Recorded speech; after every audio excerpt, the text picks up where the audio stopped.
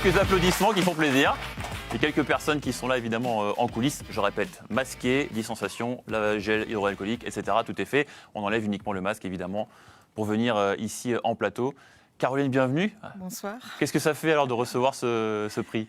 Je suis très fière d'être ici ce soir. Je suis très fière d'honorer l'artisanat. Pourquoi on vous remet ce prix ? Pourquoi cet engagement ? C'est parce que je crois que vous êtes justement très engagé, on va redire ce terme, mais auprès d'une association qui est l'ARAM. Si vous pouvez nous en dire Oui, deux mots, bien sûr, je peux vous en dire plus. Je soutiens l'ARAM. C'est une association d'enfants atteints de cancer. C'est à l'hôpital Haute-Pierre de Strasbourg et je les soutiens régulièrement. Comment ça se concrétise ? Alors ça se concrétise par évidemment un versement d'argent sur mon chiffre d'affaires, des événements que j'organise. D'accord, donc il y a un petit pourcentage qui est, qui est C'est dédié à chaque fois pour ça, cette association. C'est ça, tout à fait. Bah, bravo, c'est vraiment un très beau geste, parce que si tout le monde faisait ne serait-ce qu'un petit pourcent, on arriverait quand même à de belles sommes. Bon, revenons sur votre métier de fleuriste. Caroline, comment elle est née cette passion ? J'ai eu la chance de grandir à la campagne. J'ai toujours fait des bouquets et j'ai très vite compris que mes mains valaient de l'or. Et c'est tout naturellement que je me suis dirigée vers fleuriste. C'était une évidence. Une évidence, c'était un rêve de petite fille finalement ? Oui, c'était un rêve de petite fille, tout à fait. On peut dire ça, il faut le dire ça. Et cette passion, vous l'avez sentie, comment ça se concrétise ? Comment vous l'avez vécu ? À quel moment on a ce déclic ? On a ce déclic très tôt. Je suis rentrée en 6e. Je savais déjà que je voulais être fleuriste et que j'allais être fleuriste. Ouais, donc dès la 6e, donc c'est très tôt. Ouais. Dès 8 ans, dès 10 ans, dès toujours, je n'ai pas d'autre souvenir que j'allais être fleuriste. Et alors comment ça s'est passé après le parcours alors, pour arriver justement à devenir un jour fleuriste ? Évidemment, le parcours n'est pas si simple. J'ai choisi le mode de l'apprentissage. Je me suis dirigée vers une grande maison strasbourgeoise. J'y suis restée 10 ans pour me former. En 98, j'ai rejoint une boutique atypique qui ouvrait à Strasbourg, une boutique qui vendait que des roses. Et à 40 ans, j'ai eu envie d'être mon propre patron et j'ai racheté la boutique. D'accord, pourquoi la rose en particulier ? C'est la fleur des fleurs, la rose ? C'est la fleur des fleurs. C'est vrai que bon, elle est pleine de symbolique, mais pourquoi celle-là plutôt qu'une autre fleur ? Parce que c'est la fleur des fleurs, parce que c'est la plus belle fleur, parce que j'adore la rose, j'adore tout ce qui est rose et la rose fait vraiment partie aujourd'hui de ma vie. Et puis je m'imagine, on a vu quelques images de votre boutique, j'imagine l'odeur aussi qu'il doit y avoir au quotidien, ça c'est quand même quelque chose.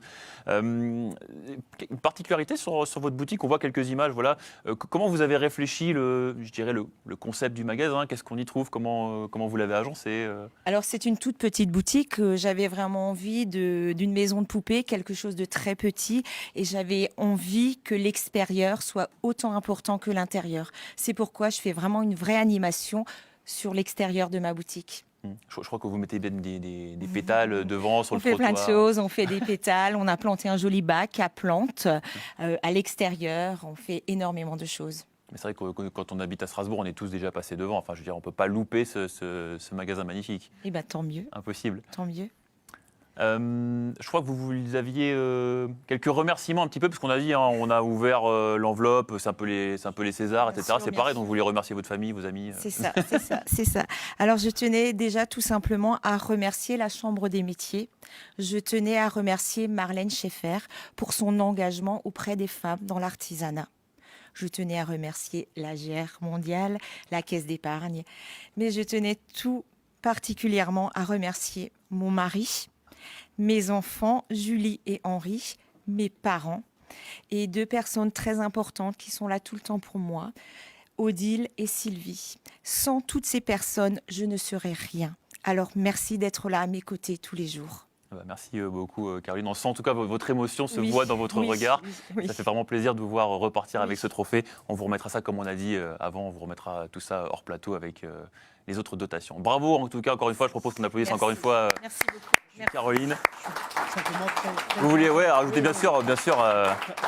Quand même dire, je suis très heureux d'avoir l'occasion de remettre ce prix Marlène Schaeffer à une fleuriste. J'ai le souvenir, c'est l'occasion pour moi aussi de lui rendre hommage d'une intervention de Bernard Stalter devant un groupe de fleuristes un jour, et où il dit mais finalement vous avez une chance extraordinaire, c'est tous les jours votre fête, parce qu'il y a toujours une occasion de faire plaisir avec des fleurs. Je m'y emploie assez régulièrement, je dois bien le dire, donc je suis très heureux de ça. Et puis la boutique de Madame, mais vous le savez peut-être, a le nom d'un roman célèbre qui vante les vertus du rire, de la beauté et de la connaissance face à l'obscurantisme. prothésisme. Donc rien que pour ça, c'est absolument magnifique. Je vous félicite.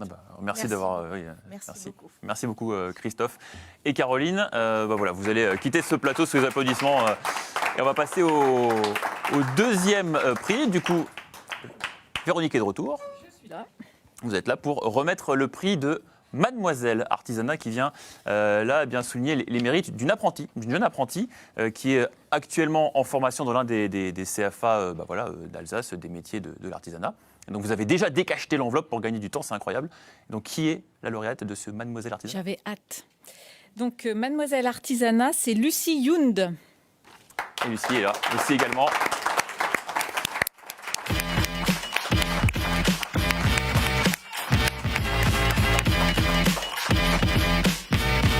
Bonsoir, bienvenue, bravo. Lucie, apprentie prothésiste dentaire. Oui. C'est peu commun comme choix. Pourquoi ce choix d'orientation?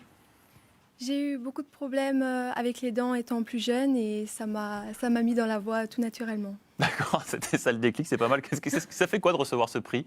Je suis très heureuse et très fière d'avoir reçu ce prix Mademoiselle Artisanat. Vous avez pris très tôt cette voie de l'artisanat Oui, comme vous allez le voir dans la vidéo, à 14 ans, j'ai commencé mon apprentissage et j'ai vraiment pu concrétiser mon choix via les stages de la Chambre des métiers. C'est vrai que 14 ans, c'est jeune pour C'est faire ce choix, c'est étonnant. Les parents, ils ont suivi aussi, ils ont Oui. accompagné, ils ont... Oui, j'ai eu tout leur soutien.